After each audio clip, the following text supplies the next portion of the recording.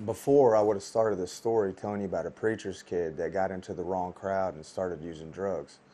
And although that is true, the story really starts with a preacher's kid that struggled with mental health.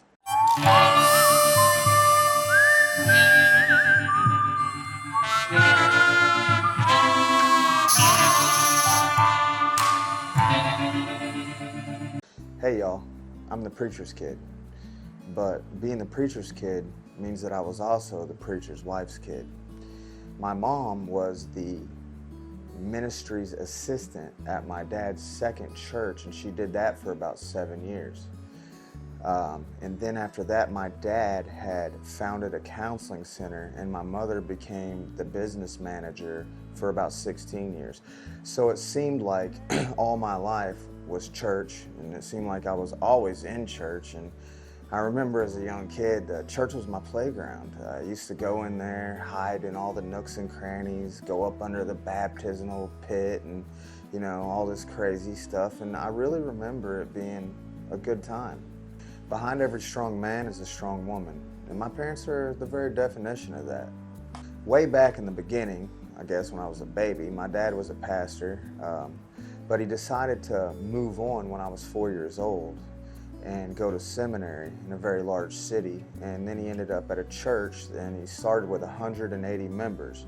Well, that church grew to 8,000 members. But wait up, that only meant that 3,000 of those members attended regularly. But that's still a very large audience and a very large spotlight. So I grew up in a spotlight, and I enjoyed the spotlight.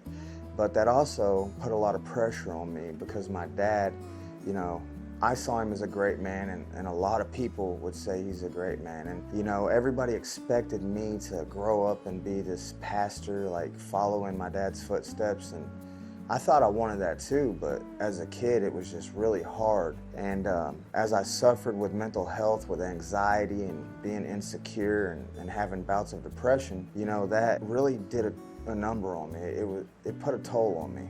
I suffer from what's called GAD, or general anxiety disorder, mixed in with a little bit of ADHD, mixed in with a little depression, which causes a huge insecurity problem. And on the surface, that looks bipolar because I suffer with some impulse controls too. And a lot of mental health specialists have diagnosed me as bipolar. But in the end, I believe I'm not bipolar. I'm just very close to the spectrum of that. It's more of an anxiety issue that leads to insecurities, that lead to depression, that lead to hopelessness. And then, I self-destruct. I have impulse control, and I just screw myself every time. When stuff starts going good for me, I implode. I can't handle the pressure. I'm not sure where that comes from. I believe it's a chemical imbalance, and I believe it's a mental health problem. As a very young child, I remember throwing temper tantrums for as long as I can remember. In fact, my dad said that the doctor told him I was born mad, and I believe it. I just couldn't control myself. I was always out of control, pissed at the world. Whenever I got a little bit older, say 9, 10, or 11, my mom would have to clarify on that. I started getting into vandalism of the house, punching holes in the wall, throwing bottles through the windows. I remember one time I wanted to have a kitten, and my parents wouldn't let me have it, so I kicked a dent in my dad's door. And then when I got to the age of about 13, 14, I began to fight my parents physically. I remember pushing my mom down one Halloween. I feel a lot of regret from that, but I did it. I remember fist fighting with my dad. It was just terrible. I was out of control, and I just did so many things that I regret. And I was hurting my family, and I was hurting myself. And I remember after these extreme tantrums, whether they be 14, 8, 5, I would run away somewhere and I would go to sleep. As I became an adult, 20, 21, even before that, to be honest, 18, 19, I started becoming abusive, verbally abusive, with threats, with, just extreme impulsive acts of sometimes fighting, but mostly making people believe that I was gonna hurt them. I started doing that to my girlfriend, you know, and it just started with threats. And what it was control. I wanted to control everything around me. When things weren't in my control, I didn't like it. When I heard the word no, I didn't like it. And I used intimidation techniques, man, and I would get in people's faces. I would do things that would get me, you know, kicked out of school, kicked out of church. I remember one time as a young kid, I was in Kids Corner, which was like when your parents are in a meeting during church, they put all the kids in a room together, give them coloring books, give them something to do while your parents, which are staff members at church, were in a meeting together. And I remember one time opening the window, letting all the kids out. I think I even broke the window, in fact. I was just over the top with everything I did, and I enjoyed the attention that being over the top got me. Being rebellious got me the attention I needed. See, I couldn't be what people thought I should be. You know, like I couldn't be that perfect preacher's kid. And you know, people used to tell on me, like if 3 people were doing something wrong at church, I'm the one that got told on. They'd go tell on my dad.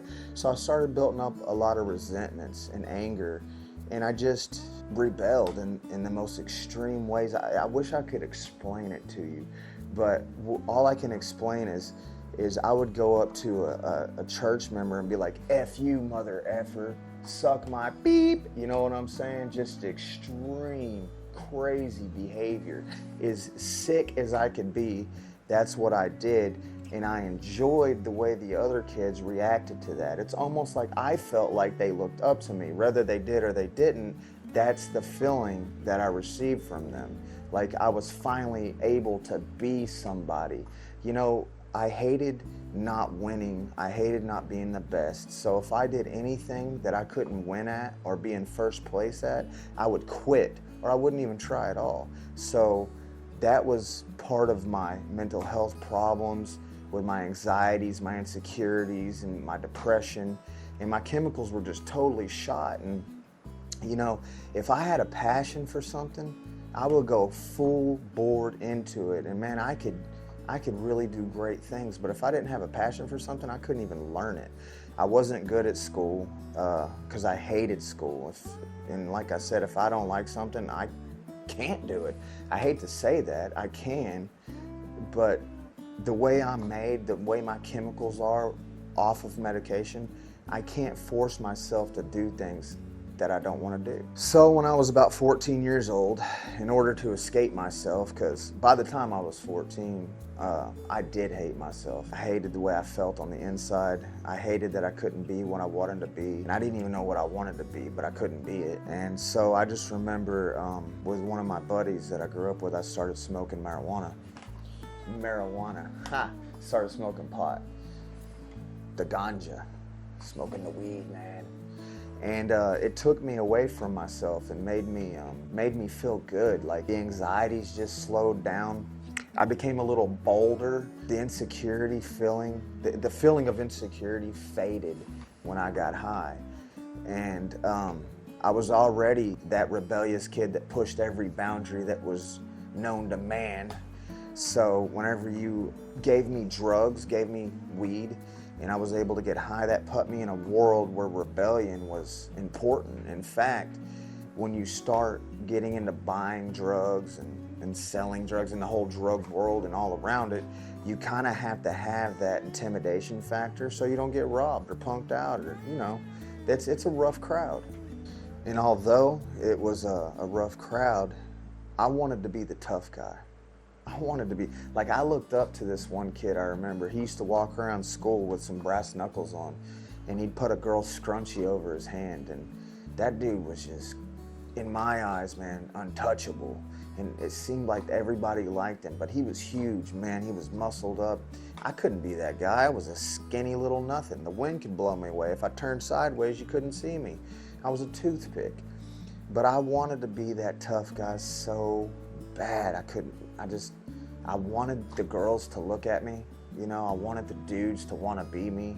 I wanted that, and I don't think that's abnormal. I think that everybody, at some degree, they want that. The problem with me is I was willing to take shortcuts to get there, and those shortcuts involved threats. They involved violence. It involved being crazy, because I wasn't a tough guy and I wasn't strong. So I played the psycho. You know what I mean? Like, don't mess with him. This dude will hide underneath your car, pull you down by the ankles, and you know, that's the image that I try to portray. And so that was the beginning of role play for me. I started playing make-believe in life. I started acting like somebody that I wasn't, and I think, looking back, that's one of the few things in life that I was good at. Again, I go back to, if I couldn't be number one, I didn't want to do it at all. I developed a very strong sense of fear of failure. It's hard for me to put words to that, but I was so scared to fail that I just quit. I quit life, man. When I found drugs, I just quit, man, and that became my identity, man. I went from weed to acid very quickly. I don't know how that happened, but weed and acid at that time, I guess it was mid-90s, was kind of heavy back then. It was easy to get. I remember sneaking out of my house, smoking weed, tripping acid, sneaking back into my house and going to school. And then every now and then we'd drink 40s, and then one day I ended up even doing some cocaine at a very, very young age, 16. I guess that's not as young as some, but you know, cocaine at 16 for me, I think, was young. Could have been 15, actually. I don't think I had a car yet, but it doesn't matter. Point was, by 15, 16, 17, I was a drug addict.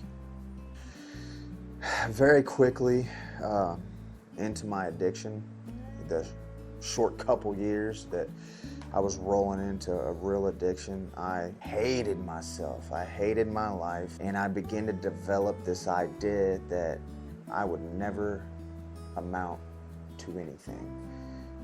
And there was a couple times where I would snap out of it, because I was going to church. I was a preacher's kid. So I would go to like the D-Nows and stuff. I don't know if y'all are familiar with that, but it's like this whole weekend of sermons and churches, but really cool, with like cool music and cool pastors that, you know, preach in a cool way, you know. And there was a few times, man, where I like got saved. You know, I remember I got baptized when I was like 8, but I just did it because I was a preacher's kid. And I think the time that I really got saved was at like 13, 14 at a D-Now. Could have been 15. My mind gets real fuzzy because of all the drug use from there to now. But it was somewhere in that range, and I remember that I really did give my life to Jesus. And I got baptized again, which as a Baptist is weird, but you know, I don't think I ever cared about being weird. In fact, I think to this day I like to be different.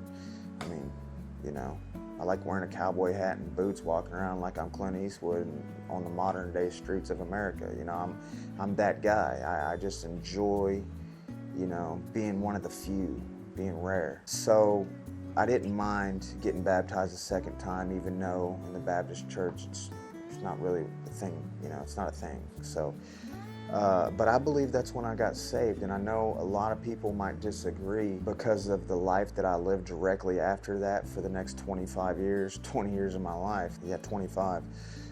But, you know, I don't know if I would want to be a person that judged and said whether a person was saved or not saved. But I'll tell you, I believe that I was saved. I believe that I went back into the most sinful, wretched life that a man could live, but I believe that God had his hold on me the entire time, and that's why I'm sitting here in this chair right now talking to this camera, because I got saved at 14. That being said, I lived a life of pure debauchery.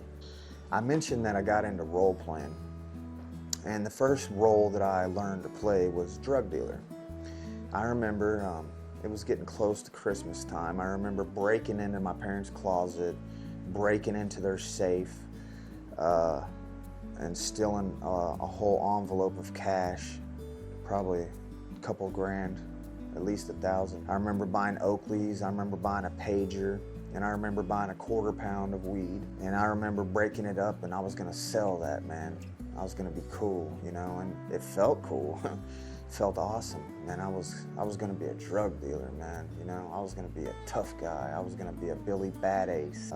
I wanted that image so bad, dude. I wanted the insecure feelings to go away. I wanted to feel secure, and I wanted people to look at me like I was something and somebody. I got caught real quick by my parents, obviously. There's a big chunk of cash missing out of their closet, and all hell broke loose, and I, to this day, feel like crap about that, but what's done is done. The point of that story is to say that I got involved in role playing, being somebody that I'm not, being an actor, being a character, and I got so good at it that I've actually went to prison because people were scared of me, even though, to be quite honest, I'm not really anything to be scared of, although I have done a couple serious violent acts in my life. At the end of the day, I was just an insecure, scared little boy. You know, one of the problems with me being a drug dealer is I was a drug addict. And I always used way more drugs than I sold. And my poor parents, they footed the bill all my life because they loved me to the point of just enabling the crap out of me. And bless them, because they do just love me so much they can't let me fall. They can't let my kids fall. They can't let anyone that they love fall. That did turn into an enabling factor in my life. And so I was able to play drug dealer, but I really never made any money. I only did a lot of drugs and was able to fool a few people in the world around me that I was a drug dealer, which still gave me something that I wanted. I enjoyed that. I liked it. There's a lot of people out there that probably think I was one crazy SOB, and I probably pushed a lot of dope, but the fact is the only dope I pushed was up my nose and in my arm. So using all those drugs and, you know, being a drug dealer and all that, that put me around criminals. It put me in the drug and criminal lifestyle, and I did commit some crimes, man. I did commit some robberies and some thefts and some bad drug deals, and you know, the bullshit that goes along with selling drugs, using drugs, getting strung out, running out of drugs, having to do whatever you can to get high again. I suffered through all of that, and at the same time suffered from mental health illness, unmedicated. You know, the whole time for me it was like I had to escape myself. I hated myself. I wanted to escape Jeremy Wilson, but the problem is with that, wherever I went, there I was.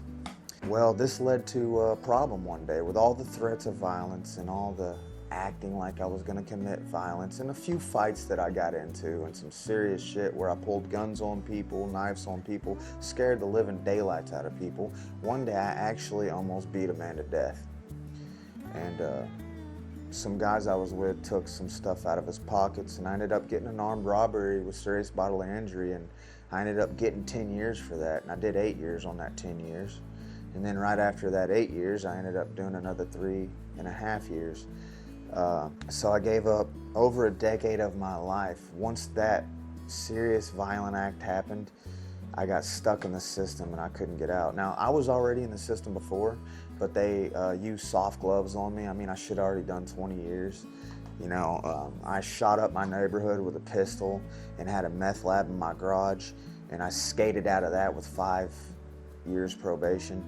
And this isn't like a testimony where I'm going to glorify my sin and tell you every detail, but I'm sure if you continue to watch the channel and I'm able to continue to put out videos, I'm going to tell you my whole story. But the bottom line of this is I want to focus on the fact of when a kid starts with temper tantrums and throwing bottles through windows and fighting their parents and verbally abusing their girlfriends and then their wife, and then it turned into physical violence with my wife. And I scared the crap out of my kids. You know, I never beat my kids, but I sure probably snatched them up. I know I spanked my son way too hard one time, and I regret that fully. But, you know, I don't want to downplay it, but I also don't want to upplay it. The fact is, there was definitely some physical violence between me and my wife, and I became abusive to women. And I know that's very weak. I know that makes me a pussy in a lot of In a lot of ways it does, and I don't like it. I don't want to talk about it even, but I'm not going to sit here and talk to you about mental health, drugs, and my story without telling you what a piece of shit I was. And the thing is, the reason I was such a piece of shit is because I wouldn't accept the fact that I had a mental health problem and do something about it. Number one, there's nothing you can do about it until you stop getting high. Because when you have mental health problems, it's no different than having cancer. You have to have medical attention. You have to use medication. Now, I know that there's some churches out there and some people out there that would say you could go to church, get saved, and Jesus would heal you. And you know what? That's totally possible because God can do all things. But I think that in the world we live in, God also wants you to take action for yourself. And not everybody with cancer is going to go down to the old church and get into some holy hootenannies and God's just going to take the cancer away. Sometimes you have to go to the hospital, get on chemo, and take action. With mental health, it's the same way. Until I decided to get on medication, my life was shit. So I ended up, seriously hurting a dude. I've got all kinds of excuses of why. The fact is, I was high. People was high. And I almost beat this dude to death. And I ended up going to prison for 5 years. I got out for like 9 months. And I went back for 3 years. I got out for 10 months, and then I went to a different state and did another 3.5 years, and I just got out of prison about 2.5 weeks ago. That's why I'm doing this video today, because I want to start documenting what it looks like for somebody to get out of prison and change their life, to be transformed. There's only one way to do that, and we'll get to that. But as I was in prison, I did some more role playing and wanted to be a tough guy again, like always, and I ended up getting involved in a white supremacist gang. Stupidest thing I ever did. I'm not a white supremacist, by the way. I definitely have some tattoos that I need to cover up, and I need to take care of it. I'm going to, because I renounce white supremacy. I renounce any kind of gang activity. I renounce it all. It's all a bunch of pansy little kids running around playing tough. And I'm sure there's a lot of people that ain't gonna like what I just said, but you know what? Own it, get over it, I don't care, whatever. So I went in there and I got involved, and I wasn't cut out for it. I'm not a tough guy, but I did play the game, and I am smart enough to be a great manipulator and a great actor. But in the end, it all bit me in the ass. My own guys turned on me. I ended up in the hole. It was terrible, stupid. It's for uneducated, ignorant, stupid-ass people. That being said, I'm not woke. I don't go that way either, okay? Anyway, moving forward, I ended up getting out of that state and going to a different state and doing 3.5 more years. And in this last 3.5 years I finally addressed the elephant in the room, which is mental health issues, mental health problems. And I got on medication. And this medication was so strong, it slapped my eyes sideways. I remember laying in my bed spinning, about to puke, and sores popping out of my tongue. Me calling my dad saying, hey man, they're talking about upping my dose and I don't even think I can take another round of this one.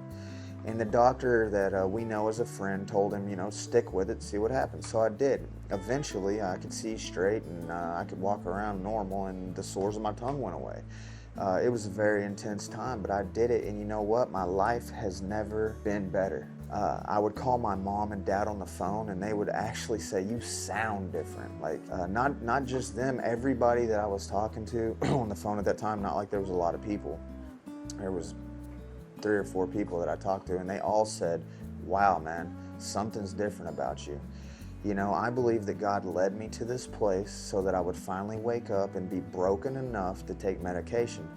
And once my head was cleared, I was able to look up to God and say, save me and save this wretched life that I've lived and turn it into something better, because I hate myself and I hate the life that I lived. But the good thing is, outside of Christ, we are nothing. So it don't matter if I hate that, because now that I'm in Christ, I can be everything. And now I can love myself And because I can love myself, I can love other people. I can love my family with real love, which means that I don't just take. I actually give and sacrifice and try to be a part of my family. And I try to be a part of the world around me in a positive way, which is one reason I've been led by God, I believe, to sit in front of this camera, to invest in this gear. I pulled some money out of my pocket to get this thing rolling. And I did it in faith because I believe God has put me here to tell my story so that it might affect somebody else in a positive way and draw them out of their addiction, draw them into the awareness that they might have mental health problems, and give them the strength to seek help and possibly medication.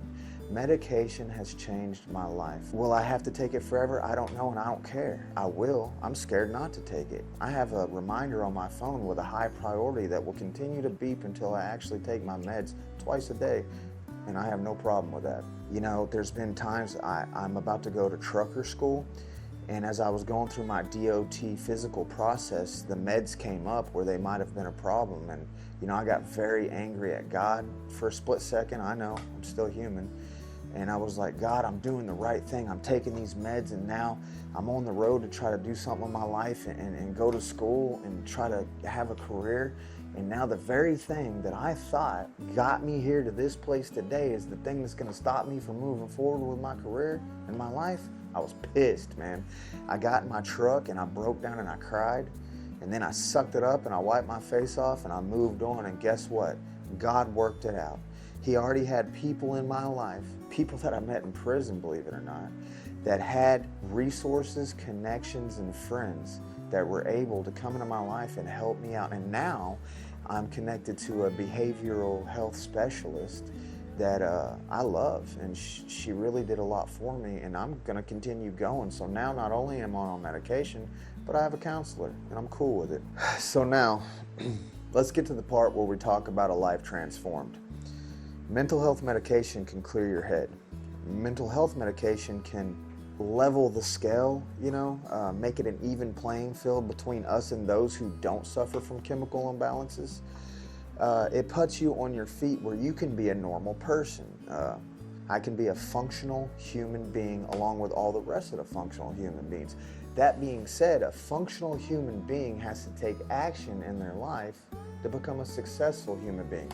So, mental health medication made it to where I could function.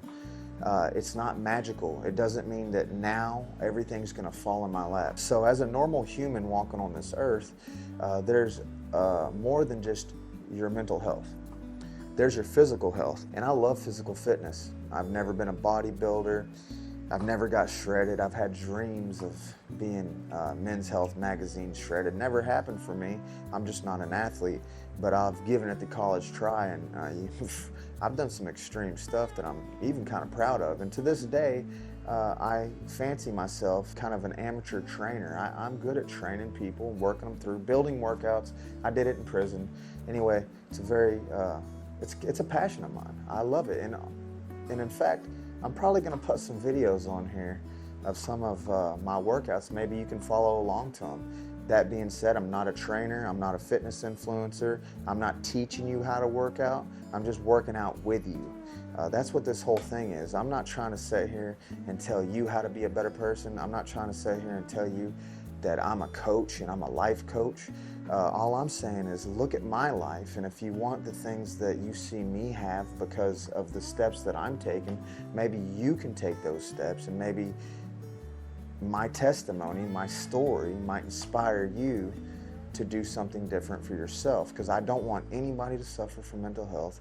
I don't want anybody to suffer a drug addiction. I don't want anybody to waste their life in prisons, rehabs, or jails. And I don't want anybody to die a sinner and go to hell. So, that being said, my life being transformed by the renewal of my mind. I'm not going to sit here and give you a bunch of references to scripture. That's for a different video. But that's in the Bible. And what it means is the only way you can be transformed is by renewing your mind. And the only way you can renew your mind is by taking God's word, that being the Bible. It could also be other things, but that's in the Gospel of John, and if you want to read that, you can, and you'll see what I'm talking about. But When I refer to the Word, I mean the Bible. Just reading the Bible is a way that begins to renew your mind, and you can become transformed. In the book of James, it says, don't only be hearers of the Word, but be doers of the Word. It's one thing to know something, it's another thing to be able to do it. I can watch a YouTube video all day long about making YouTube videos, and until I sit down here and actually do it, I have really no clue. So my point is this, is if you read the Bible and start doing the things that the Bible tells you to do, your life will become transformed. Your mind will become new. You will be a new creature. And I want to challenge you today, if you don't know anything about the Bible and you don't know how to read the Bible, just take Proverbs. Proverbs has 31 books. Every other month at least has 31 days. So you take the day of the month, if it's the 13th, you read Proverbs 13. Just pray, say, hey God, if you got something to tell me, read Proverbs 13. Tomorrow, Proverbs 14. Oops, I skipped a day. What do I do now? You do Proverbs 16 the next day. That's just a suggestion, something easy. But you have to do what it says. And that's what this video really is about. It's about the challenge. I was watching YouTube and I would see burpee challenges. I'm gonna do burpees for 30 days and they take a before and after picture. So I decided, what if I challenged God? What if I challenged the Word of God? What if I got out of prison and I said, you know what? For the first 30 days of my life outside of prison, I'm gonna get up, I'm gonna read the Bible, and I'm gonna do what it says. And at the end of the 30 days, I'm gonna take my after picture and I'm gonna put it next to my before picture, and I'm gonna see if there's any change. I wanna see if I made it. Now, you know what? I just want you to continue to come here, and the thing is, I want you to get saved. And if you don't know Jesus, then I challenge you to do this. Read the Gospel of John, and then, since you're watching YouTube, you know how to use a computer. Type in the Roman road to salvation. So read the Gospel of John, type in the Roman road to salvation, and check it out and see what happens. Get saved, go to church, do something. And you know what? If you're just not sure yet, why don't you just keep watching me to see what happens? Hit like, hit subscribe, put me in that algorithm, man, because I want to keep doing this because I have a passion to share with others. I have a passion. I believe that God called me to the ministry a long time ago. And I just didn't know how I was going to do it. But you know what? I can sit here and I can talk to this camera and I can upload videos. So that's what I'm going to do for now. And I appreciate every bit of support that all my friends and family have given me to get me this far. And I hope that you'll tune in to the next video that pops up and just watch the rest of my story. I plan on involving other people's stories. I plan on doing a lot. So hit like, hit subscribe, and I'll see you down the road.